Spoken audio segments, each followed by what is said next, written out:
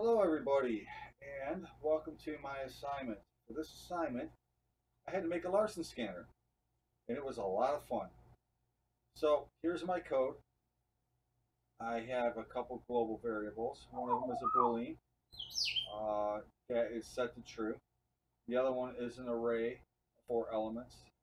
And what they are is basically the pins that I'm going to be using to control this little program. And in the setup, I basically make a for loop and I iterate through the pins 1 through 4, or 0 through 3, I should say, and set them as outputs in this pin mode script right here.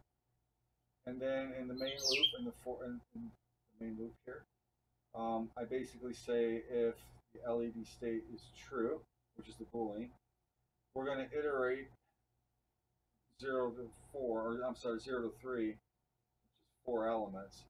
So it's going to turn the lights on in succession, and delay 150 milliseconds, and then turn it off.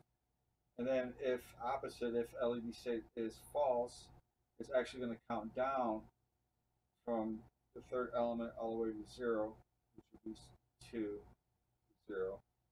And then it's going to flip the Boolean state. If it's true, it's going to be false. If it's false, it's going to be true, and it's going to keep going through it. And it makes a really nice looking Larson scanner. There was one thing though that I noticed, other than my bird being really vocal right now, I apologize for that.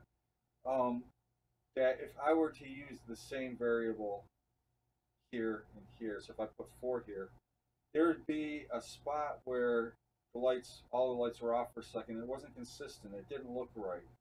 So I had to trick it into basically working the way I want, and that was to keep the last light on for a second and then cycle to 3.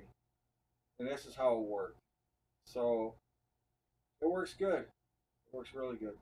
And I will show you in just a second. And here is my functional Larson scanner.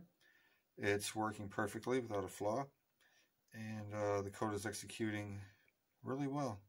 Really good. I'm impressed. Anyway, thank you very much. Have a great day.